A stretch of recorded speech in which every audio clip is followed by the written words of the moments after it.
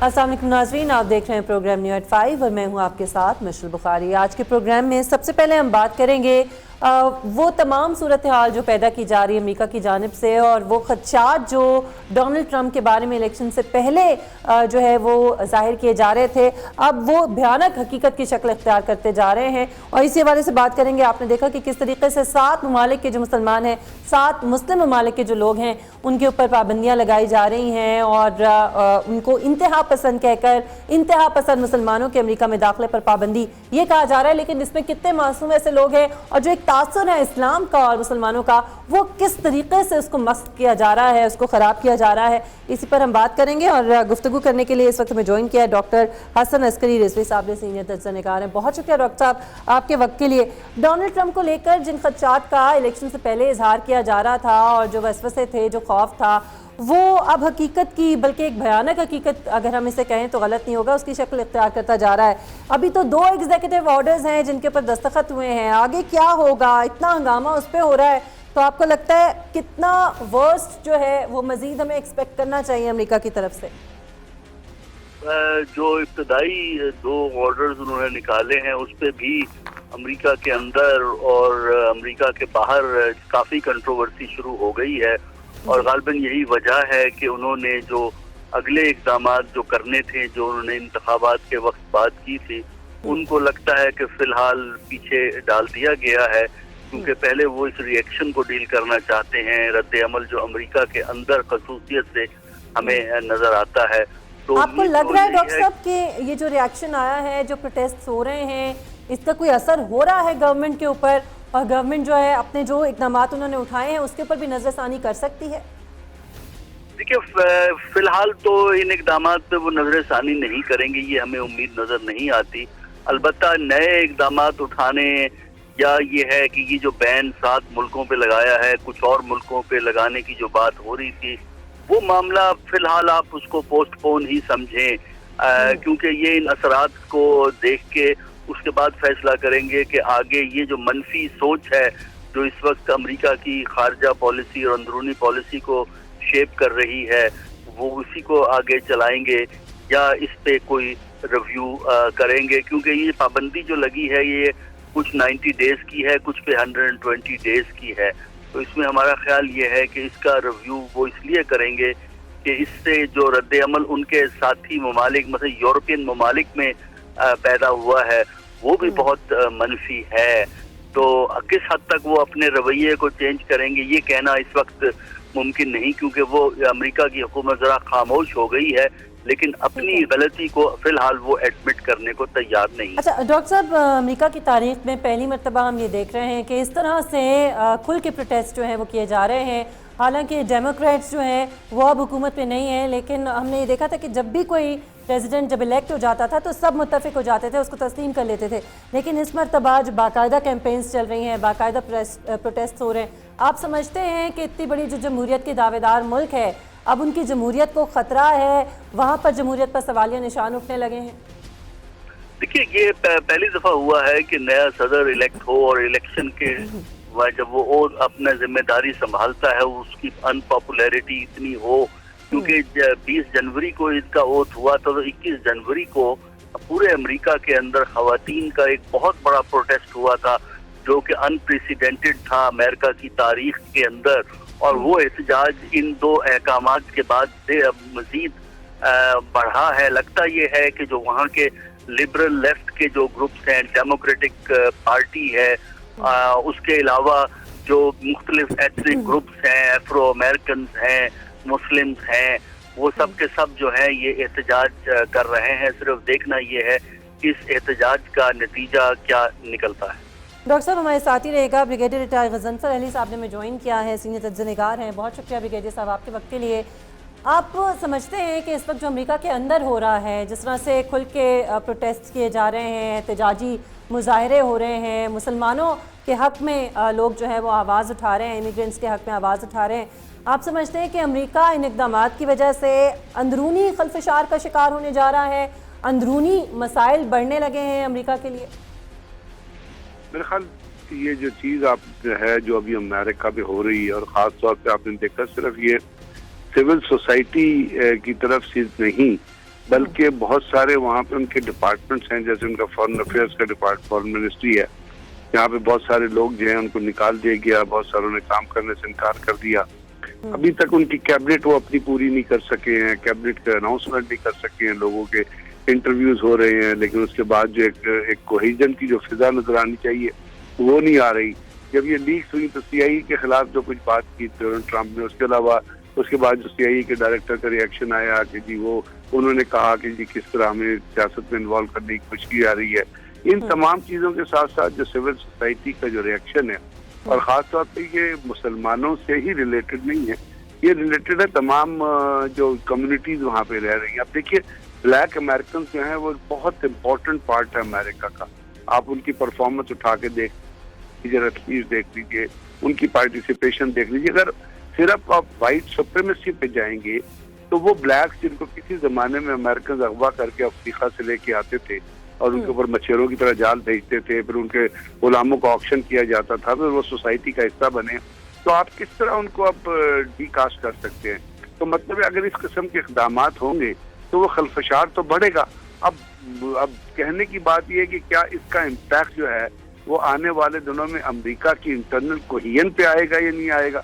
तो मेरा ख्याल चूंकि अमेरिका में अदारे बहुत मजबूत हैं और सिर्फ जो प्रेसिडेंट है वही एक ऑल द वाइज नहीं है, बल्कि अभी भी ट्रैवल बैन भी आपने लगाया 90 डेज के लिए लगा है, इसको भी कांग्रेस ने रेटिफाई करना है। तो ये तमाम चीजें कन्फ्रंटेशन तक रहेंगी, लेकिन इसके दरमियान कोई ना कोई रास्ता जो है उनको निकालना पड़ेगा और वो जो है खलफशार चलता रहेगा। लेकिन किसी क्राइसिस की सिचुएशन में तो मैं नहीं देखता कि अमेरिका इंटरनली किसी क्राइसिस की सिचुएशन में आएगा, क्योंकि कोई अदारे जब जैसे अभी आपने देखा, अगर आप रिसेंटली ना न्यूयॉर्क के मेयर का एड्रेस सुने जो उन्होंने किया है, उन्होंने अपनी कम्युनिटी वहाँ पे एड्रेस करते हुए उन्होंने कैटेगोरिकली कहा है कि जी अगर हमारे न्यूयॉर्क के अंदर कोई किसी के खिलाफ कोई वाइट की तरफ से कोई किसी को जुल्म होगा तो वी विल प्रोसिक्यूट देम, हम उनको अरेस्ट करेंगे। और उन्होंने यहाँ तक कहा कि अगर फेडरल गवर्नमेंट कोई लॉ इम्पोज करने की कोशिश करेगी जो हमारी एथिक्स के खिलाफ है तो विल रेजिस्ट दैट। इसी तरह कैलिफोर्निया में भी जो गवर्नर की अपॉइंटमेंट की तकलीफ हुई, उन्होंने कहा जी वी आर कैलिफोर्नियंस और हम अपनी जो एजेस ओल्ड ट्रेडिशंस उसको आप होल्ड करेंगे। तो ये अंदरूनी दबाव जो है ये इंटरनल पॉलिसी की, हालांकि अमेरिका का प्रेसिडेंट इलेक्ट हुआ है ट्रंप, वो जो मर्जी करे अमेरिका के साथ, वो तो चीजें हैं, लेकिन ये चीजें जो है जिस वक्त तक एक कोहियन के तौर पे सामने नहीं नजर आएंगी उस वक्त तक इसके अंदर जो क्लेवेजेस हैं वो मुझे बढ़ते नजर आ रहे हैं। अब वो आने वाले दिनों में क्या शक्ल इख्तियार करते हैं इसको तो आप वो कहते हैं ना वेट एंड सी की पॉलिसी होगी। अगर बिल्कुल ठीक है। अच्छा ब्रिगेडियर साहब हमारे साथ ही रहेगा। डॉक्टर साहब आप समझते हैं कि जो अमेरिका की इकॉनमी है क्या वो मुतासर होगी? ये जो 7 ममालिक हैं इसके लोग क्या इतने बासलाहियत हैं? क्योंकि कंपनीज जिस तरह से प्रोटेस्ट कर रही हैं और वो ये कह रही हैं कि बहुत सारे बासलाहियत ऐसे लोग हैं जो हमारी कंपनीज में काम करते हैं, ये बड़ा गलत होगा। तो आप समझते हैं कि क्या वाकई कोई इकॉनमी में उनकी कॉन्ट्रीब्यूशन है ऐसी इन 7 ममालिक की, क्योंकि पसमानदा ममालिक हैं? की मुश्किलात तो पैदा हो सकती हैं, क्योंकि अगर अंदरूनी तौर पर बेचैनी रहे तो उसका मनफी असर जो है वो इकोनॉमी पे होता है। उसके अलावा एक जो बड़ा मसला इनकी इकोनॉमी के लिए आगे आने वाला है जिसके मुतालिक अभी इन्होंने ऑर्डर इशू नहीं किया, वो ये कि इनका कहना ये था ट्रंप साहब का कि जो कंपनियां बाहर चीज़ें प्रोड्यूस करके अमेरिका में लाती हैं वो हम उस सिलसिले को बंद करेंगे। इसमें चीन के अंदर बहुत सी कंपनियां काम कर रही हैं, बल्कि अमेरिका के जितने भी कंप्यूटर हैं, लैपटॉप हैं, ये बेशतर चाइना के अंदर बनते हैं और ये जो आउटसोर्सिंग है इसकी उन्होंने मुखालफत की थी। तो अगर ये पाबंदियां लगाते हैं, एक तो उनका उन ममालिक से ताल्लुकात खराब होते हैं जिन ममालिक में ये कंपनियां काम कर रही हैं। दूसरा ये है कि अगर ये तमाम चीजें वापस अमेरिका में बनाने की शर्त लगाएंगे तो उससे कॉस्ट ऑफ प्रोडक्शन इतनी ज्यादा बढ़ जाएगी। लेबर कॉस्ट अमेरिका में इतनी है कि जो चीज $70 की मिल जाती है इनको स्टेज पे, वो जाके $150-200 पे चली जाएगी, जिससे एक मनफी असर जो है अमेरिका की इकोनॉमी पे है। और अमेरिका की इकोनॉमी की सक्सेस ये रहा है कि अपनी अंदरूनी हैसियत को बरकरार रखते हुए उन्होंने बैनुल अक़वामी कनेक्शन को बड़ी मजबूती से आगे चलाया है। तो अगर बैनुल अक़वामी कनेक्शन, ये इकोनॉमिक कनेक्शन आगे ना चला सके तो हमारा ख्याल ये है कि अमेरिका के लिए नुकसान हो सकता है। यही वजह है। ठीक है डॉक्टर हमारे साथ रहिए। ब्रिगेडियर साहब ये जो पाकिस्तान का भी नाम लिया गया व्हाइट हाउस के ऑफिशियल की जानिब से کہ ہو سکتا ہے کہ ان کے لیے بھی مشکلات جو ہیں وہ پیدا ہوں امیگریشن کے معاملات میں. آپ سمجھتے ہیں کہ ابھی جو یہ فیصلہ کیا گیا حافظ سعید کے حوالے سے ان کو نظر بند کیا پاکستانی گورنمنٹ کو کرنا پڑا, کوئی دباؤ ہے امریکہ کا اور اس پہ بھارت کا کتنا انفلوئنس ہے؟ کیا پاکستان کو پریشان کیا جا رہا ہے بھارت کی دوستی میں؟ یہ اس طرح کا کچھ سلسلہ ہے اور اس کو کیٹر کرنے کے لیے ہماری جو وزارت خارجہ ہے وہ کتنی کیپیبل ہیں, کتنی تیاری کی ہے پاکستانی گورنمنٹ نے اس کا مقابلہ کرنے کے لیے؟ بریگیڈیئر صاحب.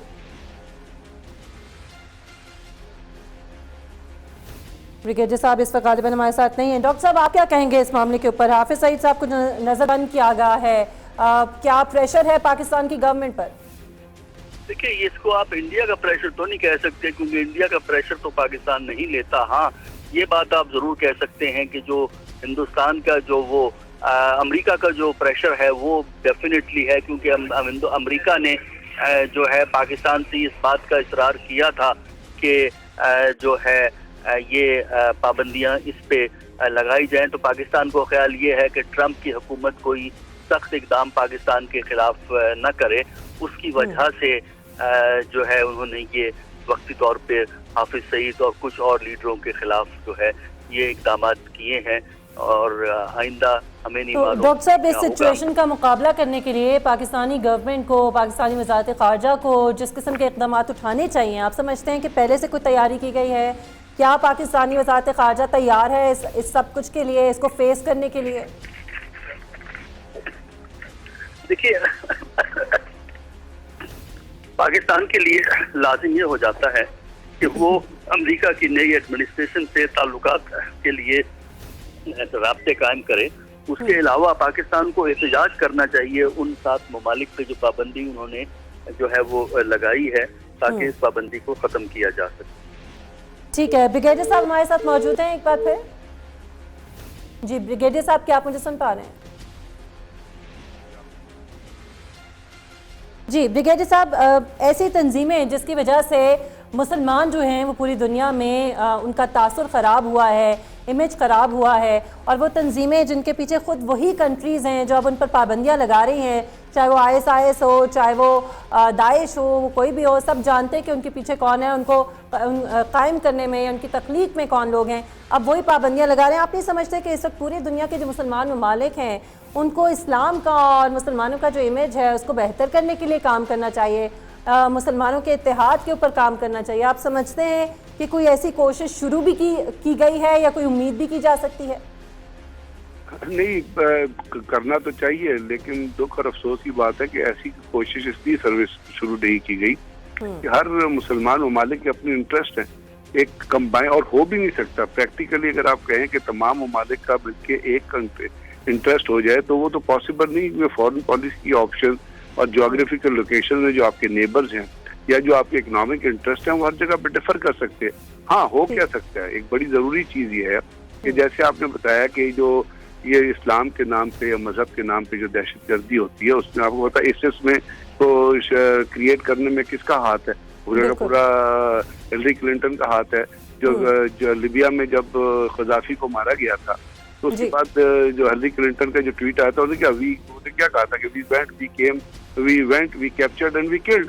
سو یہ, اور وہاں پہ جو بائیڈن نے اور وہاں پہ جو ان کے سینیٹر نے ایک انٹرویو دیا, انٹرویو دیتے ہوئے انہوں نے کیا کہا, انہوں نے کہا کہ جی یہ لوگ ہیں یہ ہمارے ہیروز ہیں جو باغی ان کے خلاف لڑے. جب آپ ایک سوورن کنٹریز کے اندر انٹرفیئر کریں گے, اور چرکوٹ انکوائری جو آئی ہے برطانیہ کی سر چرکوٹ کی, جی آپ نے عراق کو تباہ و برباد کر دیا, لیبیا کو تباہ و برباد کر دیا, اب اس کا ملبہ اٹھا کے پھینکتے ہیں مسلمان ممالک. بھائی ایک ملک کی پریروگیٹو ہوتا ہے وہ ڈکٹیٹر رکھے, وہ جمہوریت رکھے, وہ سیکولرزم رکھے, ان کے لوگوں کو ڈیسائیڈ کرنا چاہیے نا. امریکہ کہاں کا ٹھیکیدار ہے کہ جا کے یہ تمام کام کرے؟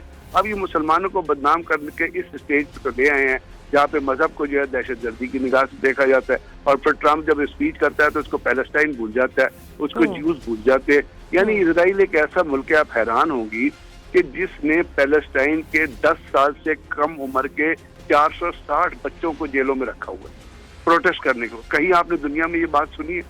انڈیا نے 11 کشمیر کے اندر 11 ہیومن رائٹس وائلیشن لا لگائے ہوئے ہیں.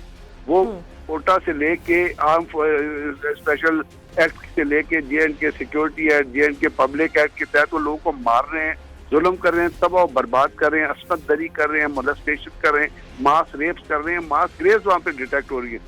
لیکن بریگیڈیئر صاحب افسوسناک بات تو یہ ہے کہ ہم متحد نہیں ہو سکتے, جیسے آپ نے کہا سب کے اپنے اپنے انٹرسٹ ہیں, لیکن انڈیویجول لیول پر کم از کم ہم کوشش کر سکتے ہیں اسلام کے امیج کو بہتر بنانے کی, جو کہ خراب شعوری طور پر خراب کرنے کی کوشش کی جا رہی ہے. بہت شکریہ بریگیڈیئر ریٹائرڈ غضنفر علی صاحب آپ کا, اور ڈاکٹر حسن عسکری ریزوی صاحب ہمارے ساتھ موجود تھے. ناظرین ایک بریک لیتے ہیں, بریک کے بعد واپس آئیں گے ہمارے ساتھ.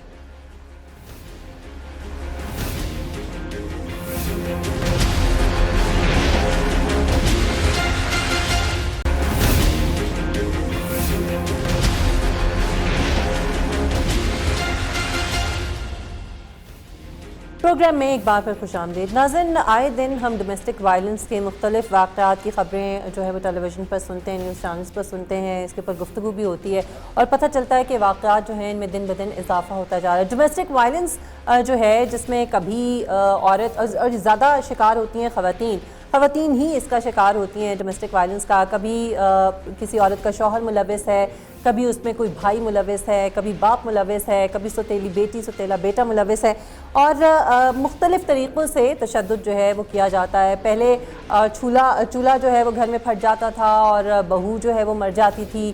اب ہم نے ایک نیا طریقہ کچھ عرصہ پہلے جو ہے وہ دیکھا ہے, جو تواتر کے ساتھ اس طرح کے واقعات سامنے آ رہے ہیں, اور وہ یہ ہے کہ زندہ خواتین کو جلا دیا جاتا ہے. اور یہ اس قدر الارمنگ ہے کہ ہمارے معاشرے میں ہو کیا رہا ہے, ہمارا معاشرہ کس قدر اخلاقی پستی کا شکار ہے, اخلاقی گراوٹ کا شکار ہے. گزشتہ دنوں آپ کو یاد ہوگا کچھ عرصہ پہلے کی بات ہے, ایبٹ آباد میں ایک ایسا واقعہ پیش آیا تھا جہاں پر ایک جماسا لڑکی جو ہے اس کو ایک گاڑی میں رسیوں سے باندھ کر اس کی جلی ہوئی لاش جو ہے وہ ملی تھی, اور بعد میں پتہ چلا کہ ڈومیسٹک وائلنس کا وہ شکار ہوئی تھی, کیونکہ پسند کی اس نے شادی کی تھی اور گھر والوں نے ہی اس کو جلا دیا. پنچایت نے فیصلہ کیا تھا اور زندہ اس لڑکی کو جلا دیا گیا تھا. ابھی کچھ دن پہلے تواتر کے ساتھ ایسے واقعات سامنے آئے اور مجھے ایسا لگا کہ ٹیلی ویژن پر سوائے خبروں کے اس طرح کی خبریں دی گئیں, لیکن اس پر کسی قسم کی کوئی بات نہیں ہوئی, نہ ہی کوئی چونکا, نہ ہی کوئی حیرت کا اظہار کیا گیا. سوال یہاں پہ یہ پیدا ہوتا ہے جس پر آج ہم بات بھی کریں گے کہ کیا ہم اس قدر معاشرتی طور پر انسینسٹیو ہو چکے ہیں, کیا ہم پر اب یہ باتیں یہ واقعات اثر نہیں کرتے, کیا اتنے عادی ہو چکے ہیں ہم روز اس طرح کے واقعات کو سننے کے, اور اب ہم پر اس چیز کا اثر نہیں ہوتا. اور اسی پر بات کرنے کے لیے اس وقت ہمیں جوائن کیا ہے ماہر نفسیات ڈاکٹر سارہ حیدر صاحبہ ہمارے ساتھ موجود ہیں, آپ کا بہت شکریہ. اور ہمارے ساتھ سماجی کارکن سمر من اللہ صاحبہ بھی موجود ہیں. سب سے پہلے ڈاکٹر صاحبہ آپ کی جانب بڑھوں گی, یہ جو واقعات پیش آ رہے ہیں, راولپنڈی میں 10 سالہ بچی کو زندہ جلا دیا گیا دن دہاڑے, اس کے بعد لاہور میں خاتون کو جلا دیا گیا, پھر مانسہرہ میں 3 بچوں کی ماں کو جلا دیا گیا, راولپنڈی میں یہ واقعہ پیش آیا. آپ کو کیا لگتا ہے یہ کیوں اس طرح کے واقعات میں اتنا اضافہ ہوتا جا رہا ہے, اور وہ بھی اس طریقے سے زندہ کسی کو جلا دینا, ہمارا معاشرہ کس طرف جا رہا ہے؟ دیکھیں, پہلی بات تو میں یہ کروں گی کہ جو واقعات گھروں کے اندر ہو رہے ہیں, خواتین کے ساتھ ہو رہے ہیں یا بچوں کے ساتھ ہو رہے ہیں, وہ تو گھر کی 4 دیواری میں ہو رہے ہیں, ٹھیک ہے کہ ہمیں اس کا بعد میں پتہ چلتا ہے.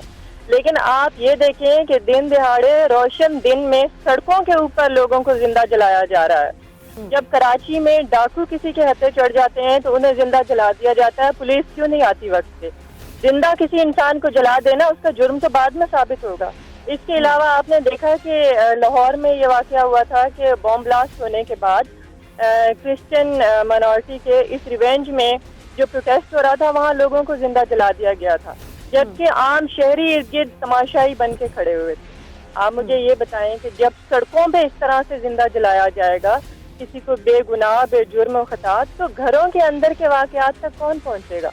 ڈاکٹر صاحب آپ سمجھتی ہیں کہ کیا ہم ذہنی طور پر یا ہم اتنے انسینسٹیو ہو چکے ہیں, اب ہمیں یہ چیزیں محسوس نہیں ہوتی, ہمارا معاشرہ جو ہے کیا وہ اب ان چیزوں کو اتنا فیل ہی نہیں کرتا؟ اس کی وجہ کیا ہے, اور وہ کیا ذہنی کیفیت ہوتی ہے, وہ کیا نفسیاتی کیفیت ہوتی ہے کہ کوئی بھی شخص جا کے کسی انسان کو, جیتے جاگتے انسان کو اس طرح زندہ جلا دے؟ بہت حد تک ٹھیک کہہ رہی ہیں. کسی بھی انسان کو کسی غلط کام سے روکنے کی صرف 2 موٹیوز ہوتے ہیں. نمبر 1, اس کے اندر خوف خدا اس قدر زیادہ ہو کہ وہ خود اپنے آپ کو روک سکے برائی سے, और नंबर 2, स्टेट की तरफ से इतना चेक एंड बैलेंस होना चाहिए, लॉ एंड ऑर्डर इस हद तक पेनिट्रेट करता हो लो लेवल तक स्टेट में कि वो पूरी तरह से इन चीज़ों को रोक सके। अब हम ये देखते हैं कि हमारी स्टेट अपनी रिस्पॉन्सिबिलिटीज को नहीं ले रही है, यहाँ लॉ एंड ऑर्डर की कंडीशन कुछ कदर खराब हो चुकी है। और दूसरी तरफ इंसानों के अंदर खौफ खुदा खत्म क्यों हो गया कि जब आपके रूलर्स, आपके हुक्मरानों के अंदर खौफ खुदा नजर नहीं आता, जो लोग आपके हल्फ उठाते हैं आप लोगों की हिफाजत के लिए, स्टेट की हिफाजत के लिए, अवाम की हिफाजत, वो अपनी रिस्पॉन्सिबिलिटीज पूरी नहीं कर रहे हैं, तो नीचे लेवल के अवाम फिर खुद लेके खड़े हो जाते हैं अपने हुकूक के तहफ़्फ़ुज़ के लिए। ये बज़ाहिर हुकूक का तहफ़्फ़ुज़ ही हो रहा है जो हम सड़कों पे देख रहे हैं कि लोगों को जिंदा जलाया जा रहा है, अपने बदले खुद लिए जा रहे हैं, चाहे वो औरतों से लिए जा रहे हैं, बच्चों से रिवेंज लिया जा रहा है, गुस्सा उतारा जा रहा है। बेसिकली ये वो गुस्सा है, वो रिवेंज है जो लोगों के अंदर एक लावे की शक्ल में पकता जा रहा है। और ये डॉक्टर साहब हमारे साथ ही रहिएगा, समर मिनल्ला भी साथ मौजूद हैं। समर साहिबा, आप क्या समझती हैं, क्योंकि आपकी बड़ी गहरी नज़र होती है इस तरह के वाक़यात पर, इस तरह के मामलात पर। जब एबटाबाद में ये वाक़या हुआ था, एक लड़की को ज़िंदा जला दिया गया था और बाद में पता चला कि उसके अपने घर वाले इसमें मुलव्वस थे, आप समझती हैं कि उसके बाद कोई कार्रवाई की गई थी, उस वाक़े का क्या हुआ, और फिर अब तसलसल के साथ जो ये वाक़यात हो रहे हैं, क्या समझती हैं आप, क्या वजह है इसकी? जैसे एबटाबाद का वाक़या है या इस तरह के बेशुमार जो वाक़यात होते हैं, उसमें अगर आप भी गौर करें तो जो पहला रिएक्शन होता है वहाँ के लोगों का, वो उस एविडेंस को छुपाने की कोशिश करते हैं, वो सच को छुपाने की और झुठलाने की कोशिश करते हैं। तो जो एबटाबाद में एक अच्छा एग्जाम्पल ये था कि उन्होंने, वहाँ की लोकल पुलिस ने उसको फॉलो अप करने की कोशिश की। और जब तक हमारे ये इतने सारे जो कवानीन हैं, जब तक इन पे इम्प्लीमेंटेशन नहीं होगी, जब तक लोगों को सजाएं नहीं मिलेंगी और हमारे जो कम्युनिटीज हैं इन तक ये मैसेज नहीं पहुंचेगा कि स्टेट के लेवल पे ये सब चीजें जो हैं ये बिल्कुल भी इसकी कोई मतलब बर्दाश्त स्टेट को भी नहीं है, तो तब क्राइम जो है वो कम होगा। क्योंकि डिटेरेंट वो होता है जबकि लोगों को सजा मिलती है, लेकिन जब लोगों को ये पता चले कि आप किसी केस को फॉलो अप ही नहीं करे, आप मेन गुनाहगार को उसकी सजा नहीं दे रहे, तो उससे लोग और ज्यादा ब्रेव हो जाते हैं। लेकिन उसके साथ साथ हमारे सामने जो और इतने सारे किस्से आ रहे हैं जी कि कहीं औरतों को जलाया जा रहा है, कहीं बच्चियों पे तशद्दुद हो रहा है, जिस तरह कराची का वाक़या है। तो इसमें हम जहां हुकूमत की, लॉ एनफोर्समेंट एजेंसीज की बात करते हैं, तो मैं उसके साथ साथ इंफरादी लेवल पे, कम्युनिटी लेवल पे हम लोग एक औरत, एक बेटी को क्या समझते हैं, हमें ये चीज रिफ्लेक्ट करना बहुत ज्यादा जरूरी है। हम जो पहले दिन से एक बेटे और बेटी में फर्क डालते हैं, हम जो ये इतना ओपनली एक चीज दिखाने की कोशिश करते हैं कि बेटा जो है वो पेरेंट्स के लिए ज्यादा फायदेमंद है और बेटी। लेकिन समर साहब, अब तो ये 21वीं सदी है, अब तो ये मीडिया का दौर है, अब तो ये चीज़ें अवेयरनेस के लिए बड़ी मीडिया के ज़रिए भी पहुंचाई जाती हैं, हम अपने प्रोग्राम्स के ज़रिए भी बात करते हैं, लेकिन उसके बावजूद आप नहीं समझते कि इन वाक़यात में बजाय इसके कि कमी हो, मज़ीद इजाफा होता जा रहा है? देखिए, जो ज्यादातर मेजॉरिटी के केसेस होते हैं जहां जर्गों के फैसले दिए जाते हैं, जहां बच्चियों को बदले सुला में, बन्नी में, स्वरा में दिया जाता है, वहां जरूरी नहीं है कि उन लोगों को एक्सेस हो टेलीविजन और प्रोग्राम की। इतने रूरल एरियाज में तो बिजली नहीं आती। तो मेरे नजदीक हम जब तक लोगों की सोच हर लेवल पे नहीं बदलेंगे, मीडिया अपना रोल प्ले कर रहा है, लेकिन जब तक मसाजिद में हर जुम्मे को इन चीजों पे नहीं जोर दिया जाएगा कि एक औरत पे, एक बच्ची पे जुल्म करना जो है ये अनइस्लामिक है। मतलब एक प्रॉफिट ही का एग्जाम्पल आप ले लें, जो हमारी सोसाइटी में दरिंदगी देखी जा रही है, हम कम से कम उन एग्जाम्पल्स को तो ना भूलें कि जो वो शफकत दिखाते थे, जो वो प्यार दिखाते थे। हम इस तरह के बिल्कुल ठीक है समझ साहिबा, यहाँ पे नहीं एक चीज़ तो ये है कि हुकूमत से तवक्को करना मुझे लगता है कि अभी हमें छोड़ देना चाहिए। अब हमें इंडिविजुअल लेवल पर या माशरे की सतह के ऊपर कोशिश करनी चाहिए। डॉक्टर साहिबा, आप क्या समझती हैं लोगों की सोच को बदलने के लिए एज अ साइकोलॉजिस्ट, या हमारे साथ समझ साहिबा है, ह्यूमन राइट्स एक्टिविस्ट है, क्या मिलकर आप लोग कोशिश कर सकते हैं? कोई किसी किस्म की कोई अवेयरनेस कैंपेन शुरू की गई है, खासतौर पे देही इलाकों में, पसमानदा इलाकों में शऊर दिया जाए लोगों को? क्योंकि सबसे पहले तो औरत की अपनी सोच को बदलने की जरूरत है कि जब एक औरत टॉर्चर बर्दाश्त कर रही होती है तो वो ये सोचती है कि शायद ये मर्द का हक है। हम जिस माशरे में हम पैदावार है, इस माशरे की जो खवातीन, वो ये समझती हैं कि जब कोई मर्द उन पे तशद्दुद करता है तो ये शायद उसका हक है। और हम अगर सोशल अप्रोच चाहते भी हैं तो हमें आमतौर पे रिजेक्शन और अनसोशल रिस्पॉन्स का सामना करना पड़ता है। कोई उसको अप्रिशिएट नहीं कर रहा होता, इसलिए बहुत सारी खवातीन जो हैं वो इस चीज़ को रिपोर्ट नहीं करती हैं। आप ये देखें कि एक मोहल्ले के घर से आवाज़ आ रही है, औरत पे टॉर्चर हो रहा है, चीखें की, और कोई मोहल्लेदार उसका नोटिस नहीं ले रहा, इवन के खवातीन भी नोटिस नहीं ले रहे। सबसे जरूरी चीज़ अवेयरनेस है और शऊर है, जो माँ को दिया जाए, एक औरत को दिया जाए, क्योंकि वो अगर देखा जाए तो महवर होती है पूरे घर का, और जब तक उसको खुद को ये मालूम नहीं होगा कि उसके हुकूक क्या है, शायद माशरा जो है वो उस तरह से उसकी बेहतरी नहीं हो सकेगी। बहुत शुक्रिया डॉक्टर सारा हैदर नकवी साहिबा आपका, और समन मिनल्ला साहिबा आपका भी बहुत शुक्रिया। नाज़रीन, यहाँ पे एक ब्रेक लेते हैं, ब्रेक के बाद वापस आएंगे हमारे साथ।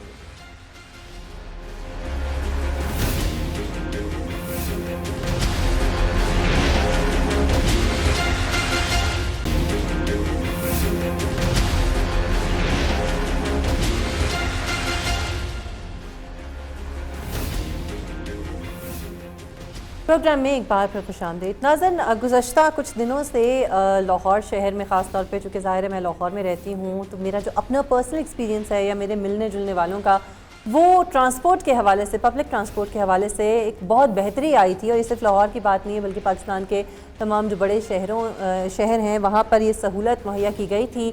दो बड़े नाम हैं, करीम और उबर। ये वो कंपनीज़ हैं जो कि टैक्सीज़ चलाती हैं, और ये टैक्सीज़ इस तरीके से चलाई जाती हैं कि प्राइवेट जो गाड़ियाँ हैं, जो प्राइवेट गाड़ियों के मालिकान हैं, वो अपनी गाड़ियाँ देते हैं, ड्राइवर्स जो है वो रखे जाते हैं, और एक एप्लीकेशन जो है वो आपके मोबाइल फ़ोन में है, करीम के नाम से, उबर के नाम से। आप उस पर सिर्फ कॉल करते हैं उसको, उस एप्लीकेशन के ज़रिए ड्राइवर को, और वो जो है कुछ मिनट्स के अंदर वो गाड़ी जो है वो आपके घर पर मौजूद होती है। जहाँ भी आपने जाना है आप उसके ज़रिए बड़ी आसानी के साथ जा सकते हैं। उसमें सिक्योरिटी और सेफ्टी के हवाले से भी बहुत बेहतरीन तरीका जो है वो फराहम किया गया था, जो हमें लग रहा था। और एक बहुत बड़ी सहूलत जो है वो ख़ास तौर पे बहैसियत खातून के, अगर आपने कहीं जाना है अपने घर से या काम पे जाना है, क्योंकि इससे पहले लाहौर शहर के अंदर रिक्शास थे या पब्लिक ट्रांसपोर्ट का हाल आप जानते हैं। मेट्रो सर्विस भी जब शुरू हुई तो उसमें भी कितने लोग जो हैं वो सफ़र कर सकते हैं, और वो एक स्पेसिफिक रूट है जिस पर वो चलती है। तो एक बहुत बड़ी सहूलत जो है वो शहरियों के लिए मुहैया की गई थी, जिसको बहुत ज़्यादा अहमियत दी जा रही थी। फिर इसमें बहुत सारे लोगों को रोज़गार के मौके मिल रहे थे। ऐसे बहुत सारे स्टूडेंट्स हैं जो अपनी तालीमी अखराजात जो हैं वो इसके ज़रिए उठा रहे थे। लेकिन अब ये हो रहा है कि पंजाब में प्राइवेट टैक्सी ड्राइवर्स जो हैं उनके ऊपर और इन प्राइवेट कार्स के ऊपर पाबंदी लगाई जा रही है कि ये दोनों कंपनीज जो हैं ये प्राइवेट कार्स को इस्तेमाल नहीं कर सकेंगी। हुआ क्या है और क्यों ये इक़दाम किए जा रहे हैं, इसके ऊपर जो ड्राइवर्स हैं और जो कंपनीज हैं वो ये कहती हैं कि ये मुआशी कत्ल के मुतरादिफ है जो कुछ होने जा रहा है, और ये सहूलत जो लोगों को मिल रही थी ये उनसे छीनने के मुतरादिफ है। इस हवाले से हम बात भी करेंगे, लेकिन पहले हम आपको लोगों की राय जो है वो चाहेंगे कि उससे आप भी आगाह हों। कुछ लोगों से हमने बात की है, इन लोगों की गुफ्तगू सुनिए। अगर एक प्राइवेट इदारे ने एक अच्छी सर्विस स्टार्ट की है तो हुकूमत ने वो चलान कर दी कि मतलब कि आप उसको बंद कर। मसला सारा पता है क्या है, गवर्नमेंट की पैदागिरी नहीं हो रही, गवर्नमेंट की पैदागिरी मरी हुई है। ये बंद करवा के ना गवर्नमेंट की पैदागिरी वो चाह रहे हैं कि हमारी भी पैदागिरी हो इसके अंदर। ये टैक्सीज चल रही हैं, हम इनको यूज कर रहे हैं और इससे हमें बहुत ज्यादा फायदा है। एक तो ये है कि बहुत लो रेट पे हमें ये मिल रही हैं, दूसरा हमें अच्छी गाड़ी मैसर आ रही है। मुनासिब किराया लेते हैं, घरों के ऊपर से गाड़ियों पे लोगों को लेके आते हैं। ये जो रेंटा कार और ये पीली येलो कैब टैक्सी वगैरह चलती है, 5 किलोमीटर के ऊपर 1000 रुपए ये लोग मांग लेते हैं। आपने लोगों की गुफ्तगू सुनी। ये एक ऐसी सहूलत थी जो लोगों को मुहैया की जा रही थी बड़े शहरों में, और उनके लिए बड़ा आसान हो गया था कि वो अगर कहीं जाना चाहते हैं। और फिर सेफ्टी का जो इसमें एक पहलू है वो भी बड़ा जो है वो काबिल सताइश था, ख़वातीन के लिए बड़ी आसानी हो गई थी। फिर जो ट्रैफिक का रश है, ट्रांसपोर्ट का जो रश है सड़कों पर, اس میں بھی کمی آنے کا جو ہے وہ امکانات تھے، کیونکہ ظاہر ہے جن کے گھروں میں 2 گاڑیاں 3 گاڑیاں ہیں، وہ اگر ان کو یہ سہولت مل رہی ہے، ایک اچھی ٹرانسپورٹ مل رہی ہے تو اس میں کمی ہو سکتی ہے، وہ گاڑیاں سڑکوں پر نہیں آئیں گی اور رش میں اور ٹریفک میں بھی کمی ہوگی۔ ہمارے نمائندے قادر خواجہ اس وقت ہمارے ساتھ موجود ہیں، ان سے تازہ ترین اس پر اپڈیٹ لیتے ہیں۔ قادر بتائیے گا، آج بھی کوئی پریس بریفنگ بھی ہو رہی تھی سارے معاملے کے اوپر، کیا اپڈیٹس ہیں آپ کے پاس؟ کیا ہونے جا رہا ہے اور کیوں پابندی لگ رہی ہے؟ پرائیویٹ گاڑیاں نہیں چلائی جائیں گی یا کچھ اور بھی اقدامات ہیں جو اٹھائے جا رہے ہیں اوبر اور کریم کے خلاف؟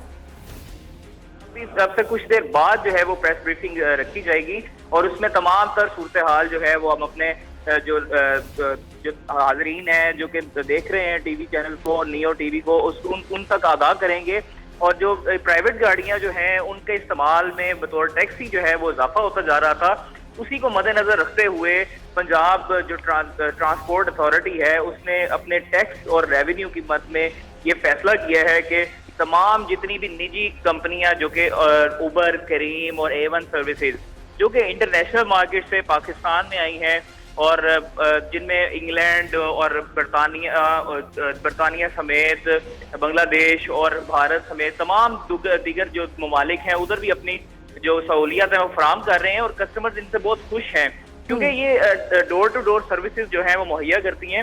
اور تمام اچھا مجھے یہ بتائیے گا، جیسے کہ آپ کہہ رہے ہیں کہ پوری دنیا میں یہ گاڑیاں جو ہیں اور یہ کمپنیز جو ہیں یہ گاڑیاں چلاتی ہیں، کیا وہاں پر بھی پرائیویٹ کارز ہی ہائر کی جاتی ہیں اس مقصد کے لیے، یا وہاں پر بھی اس طرح کے کوئی اقدامات ہیں جو اب پاکستان میں گورنمنٹ جو ہے گورنمنٹ پنجاب کی وہ چاہ رہی ہے کہ کیے جائیں؟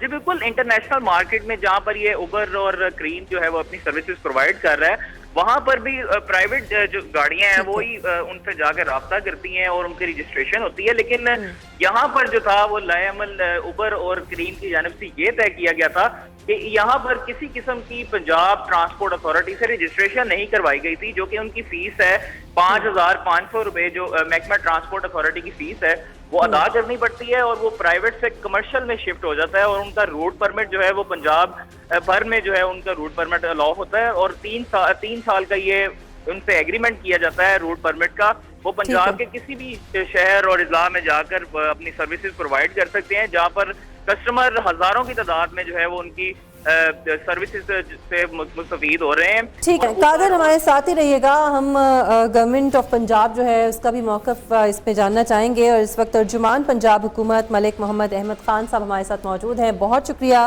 ملک صاحب آپ کے وقت کے لیے۔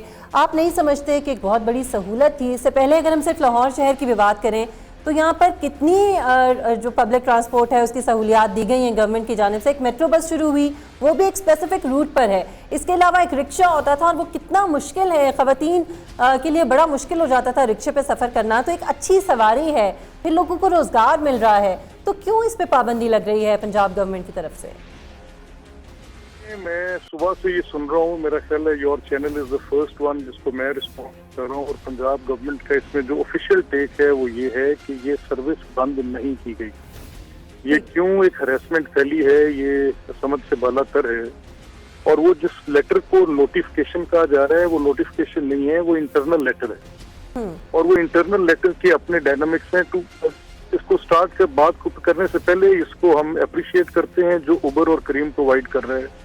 They are basically creating jobs, یہ بزنس اپرچونٹی پرووائڈ کر رہے ہیں لوگوں کے لیے، تو پنجاب گورنمنٹ اس کو ویلکم کر رہی ہے، اس میں تو ہمارا کوئی اعتراض ہی نہیں ہے۔ پھر ملک صاحب یہ خوف و ہراس کیوں پھیل رہا ہے؟ یہ کیا انسیکیورٹی جی ملک صاحب مجھے وداؤٹ انٹرپشن 2 منٹ دے دیں، تمام سوالات کا جواب پہلے آ جائے گا۔ اچھا، ابھی دوسری بات یہ ہے کہ یہ کیونکہ ایسا بزنس ہے جس کی ایک ریگولیٹڈ رجیم ہے، اب یہ جو ریگولیٹ ہم ان کے اوپر کوئی ہارش، کیونکہ یہ taxi business straight away taxi business ہے نہیں، اوبر اور کریم دونوں ایک پلیٹ فارم پرووائڈ کرتے ہیں، وہ پلیٹ فارم جو ہے ان کا وہ سروسز ہیں، جو سروسز یہ اپنی کمپیوٹر سروسز کی بنیاد پر دیتے ہیں، تو یہ بیسکلی ان کا جو نیچر آف بزنس ہے اس کو ہم اسٹریٹ اوے ٹیکسی بزنس کے، رینٹ کار بزنس کے ٹیکس میں جیسے البراک ہے یا ایئرپورٹ سروسز ہے، اس ٹیکس رجیم میں ہم ان کو لے کر بھی نہیں جانا چاہتے، ہارشنس بھی ان کے ساتھ کوئی نہیں رکھنا چاہتے۔ تو ایک انٹرنل لیٹر لکھا گیا جو بیسیکلی جس کا پرپز یہ تھا کہ جو نئی ٹیکس رجیم، اور اس میں ہمارے موسٹ کمپیٹنٹ بندے جو ڈاکٹر عمر سیف ہیں، جن کی ریکگنیشن آپ نے دیکھی، یونائٹڈ اسٹیٹس تک ان کو جو ایوارڈز دیے جا رہے ہیں، اور پنجاب کی گورننس کو CM کے ویژن کے مطابق جتنا انہوں نے ریفارم کیا ہے, you have seen that and he is a thorough professional. تو وہ اس میں ایک ایسی نئی ٹیکس ریجیم انٹروڈیوس جو کہ لمبی بات نہیں ہے, in recent future it would be done, کوئی لمبی بات ہوگی نہیں.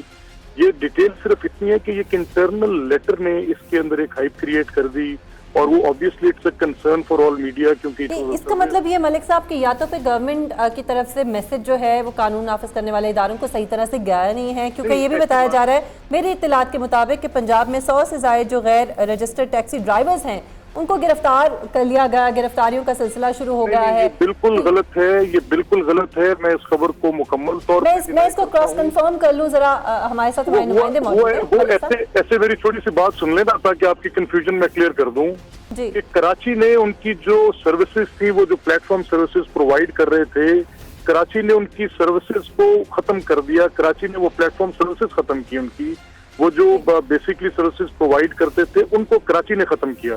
اب جب کراچی نے ختم کیا تو یہ اپریہینشن ہوئی کہ پنجاب نے بھی کوئی انٹرنل اپنی لیٹر لکھی ہے, تو اس لیٹر کی بنیاد پر کہیں ہمارا بزنس بھی یہاں پہ روک نہ دیا جائے. ہم تو صرف ان کو ریگولیٹ کرنا چاہ رہے ہیں, کیونکہ government of the Punjab is the regulator of that. یہ دیکھیں اب ایک ٹیکسی جا رہی ہے, اب اوبر کے ساتھ انڈیا میں جو ہوا وہ آپ سب کو پتہ ہے, اوبر کے ساتھ اسکاٹ لینڈ میں ہوا وہ آپ سب کو پتہ ہے, اوبر کے ساتھ جو نیدرلینڈز کے اندر ہوا وہ ساری ڈیٹیلز نیٹ پر ایزیلی اویلیبل ہے. تو ملک صاحب تھوڑا سا کلیئر کر دیں کہ کیا آپ کرنے جا رہے ہیں, وہ ریگولیٹری وہ اقدامات کیا ہوں گے, وہ کیا کیا چیزیں ہیں جو آپ چاہتے ہیں کہ ہونی چاہیے. اگر ایک کمرشل وہیکل چلے گی اور کمرشل وہیکل کو کمرشل ٹیرف تو دینا ہوگا نا, تو کمرشل وہیکل تو بیسکلی پھر رجسٹر ہوگی ایز اے کمرشل وہیکل. اب یہ جو ہیں ان کی سروسز تو صرف نیٹ پرووائڈڈ سروسز ہیں, یہ کو ٹیکسی کے طور پہ کام بھی نہیں کرتے. انہوں نے اپنے آپ کو جیسے البراق نے as a rental car services. Malik صاحب صرف اتنا بتا دیجئے کہ وہ لوگ جن کی پرائیویٹ گاڑیاں جو اس وقت چل رہی ہیں, کیا ان کے خلاف اقدامات ہوں گے, کیا وہ گاڑی نہیں چلا سکیں گے؟ بالکل نہیں, ان کو کلیئر کٹ دیکھیں. Government of Punjab public facility کے اندر بلیو کرتی ہے. کس طرح اتنا large number of people in کو اس طرح سے تکلیف میں لایا جا سکتا ہے؟ چلیے ہم امید کرتے ہیں ملک صاحب آپ کی سب سے اچھی بات یہ ہے کہ آپ بڑے اچھے طریقے سے آ کے چیزوں کو جو ہے وہ کوشش کرتے ہیں کہ اس کے اوپر بات ہو, اور بڑا کلیئرلی بات کرتے ہیں, بڑا ہمبلی بات کرتے ہیں, اور چیزیں جو ہے وہ کلیئر ہوتی ہیں. میں امید کرتی ہوں کہ جو آپ کہہ رہے ہیں ایسا ہی ہوگا, اور جو خوف و ہراس ہے, جو کنفیوژن ہے اس وقت ان لوگوں میں جو جن کی گاڑیاں چل رہی ہیں, جو ڈرائیورز ہیں اس کے, یا جو دو کمپنیز ہیں, وہ کنفیوژن ختم ہوگی. ایک پریس بریفنگ بھی ابھی کچھ دیر بعد جو ہے وہ آ جائے گی, اس سے بھی کافی چیزیں کلیئر ہو جائیں گی. بہت شکریہ ملک محمد احمد خان صاحب آپ کا. قادر خواجہ ہمارے ساتھ موجود تھے, آپ کا بھی بہت شکریہ. ناظرین پروگرام کا وقت یہاں پہ ختم ہوتا ہے. مشل بخاری کو اجازت دیجیے, اللہ حافظ.